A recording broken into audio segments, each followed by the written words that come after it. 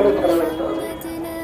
এই জায়গাটার পরে খেয়াল রেখে আপনারা আপন আপন বাড়িতে চলে যান। দোকানদার ভাইদের উদ্দেশ্যে বলছি, খাস করে ফুচকাওয়ালা ভাইদের, আপনারা আপন আপন বাড়ি চলে যান। যে সমস্ত ভাইরা দোকানপাট নিয়ে বসেছেন তেনাদের উদ্দেশ্যে বলছি, কালকে আমাদের পবিত্র বাবরি মসজিদের স্থানে জুম্মার নামাজ হবে।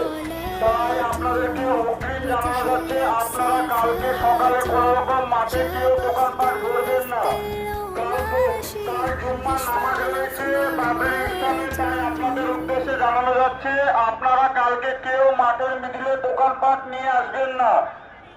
অগ্রিম অনুরোধ রইল আপনাদের, আপনারা কালকে সকালে কেউ মাঠে দোকানপাট করবেন না ভাই, কাল জুম্মা রয়েছে, এখানে জুম্মার নামাজ হবে।